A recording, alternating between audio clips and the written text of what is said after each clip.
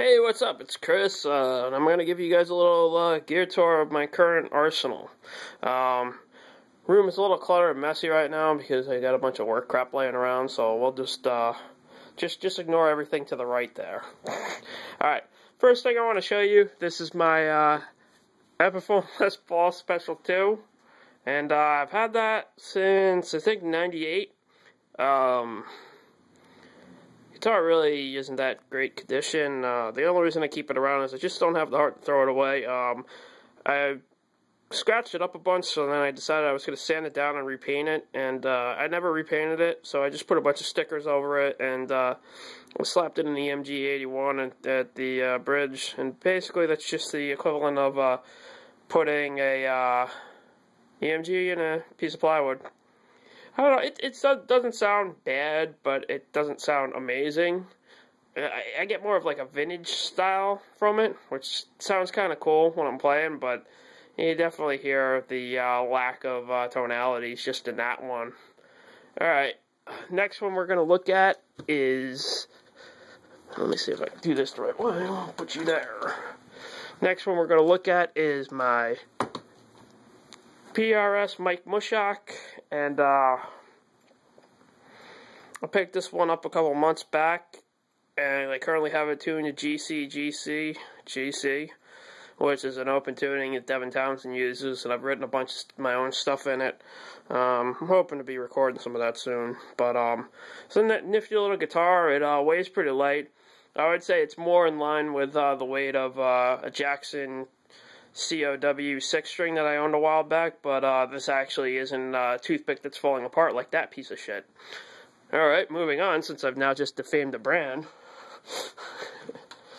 Alright, next up is my Schecter Hellraiser C1. I bought this thing in 2006. It was one of those deals where I went in the store, I was going to get an LTD EC300 or Viper 300, or what was it? I think it was 400 at the time. And both ones I touched in the store felt like somebody rubbed their hands in glue and then decided to touch those guitars, and they just felt like crap. And then there was this thing over here, and I was like, well, it's got EMGs in it. Son of a bitch if I didn't walk out the door and play with it. It's been one of the more reliable guitars I've actually owned, and I know that's kind of hard to believe, because I'll go into Guitar Centers and I'll pick up other Schecter Hellraisers, and I don't know, like the fretboard will be really dry. I don't know, this one just kind of has a little special feel to it that I don't feel when I play other ones. Yeah, it's definitely been a go-to guitar when I used to play shows back in the day. You know, this thing was always 100% reliable, and to this day, it's still a pretty solid machine, and it's definitely one that I'm not going to get rid of anytime soon. It's one of those, you'll have to pry it from my cold dead hands deals. Alright. And the last guitar for now is going to be my Fender Jim Root Telecaster.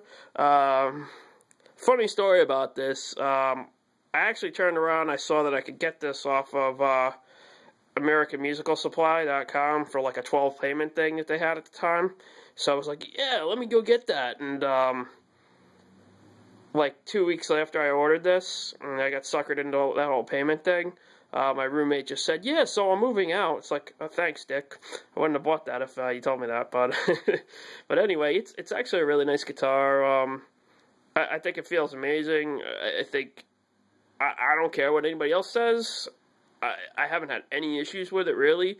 I've had it set up once, and even the guys at the shop are like really impressed with it. So, and those guys service high-end guitars all the time. So, you know, I'm really happy with it. All right, over here, I still have it cooling down from before. It's my Peavey 6505 Plus combo. I've recently replaced all the tubes with a set of tubes from Doug's Tubes.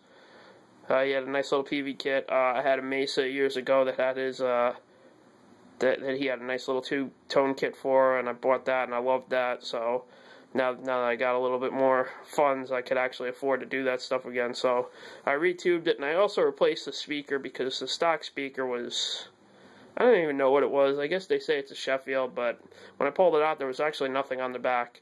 And it actually was a pretty little difficult,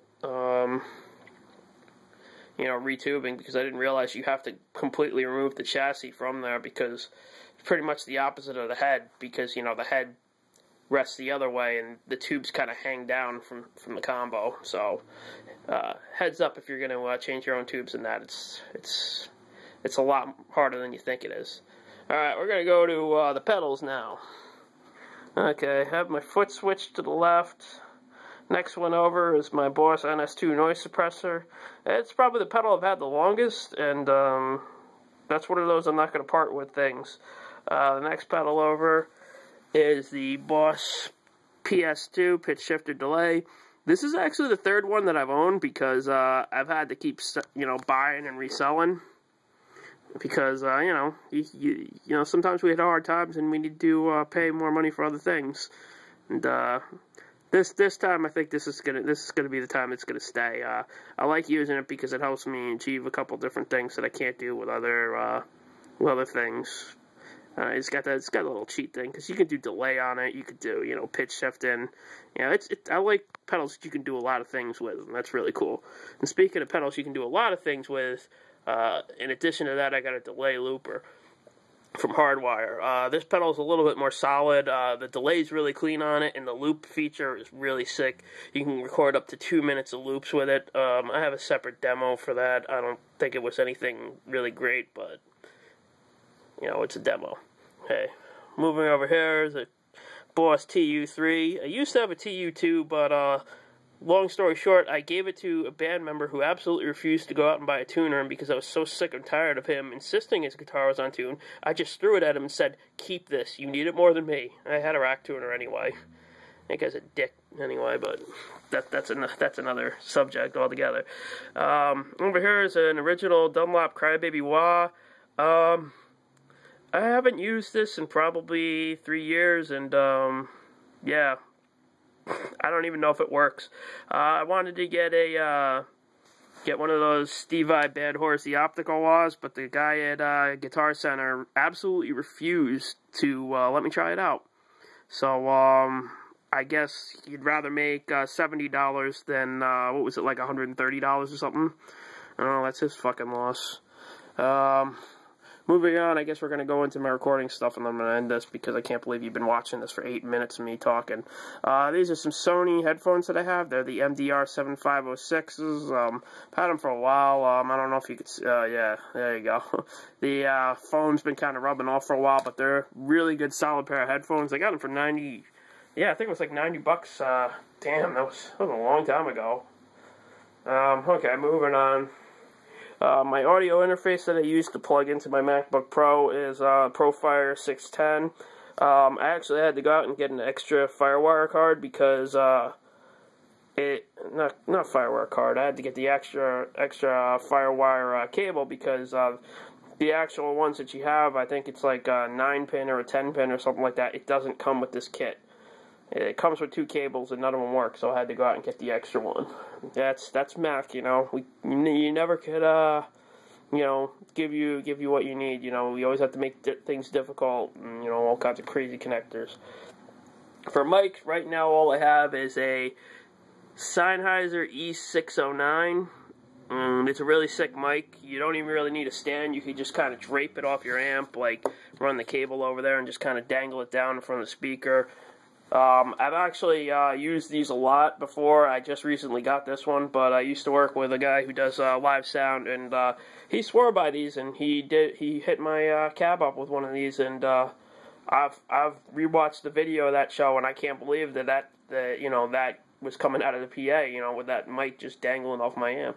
It's amazing stuff. Alright, well, that's my gear tour for December 2012. Hopefully I'll get some really cool stuff in by, I don't know, sometime in 2013. Alright, thanks for watching my videos, and, yeah, if you got any questions, hit them up in the comments field. I screen comments, so don't say anything stupid. Alright, thanks.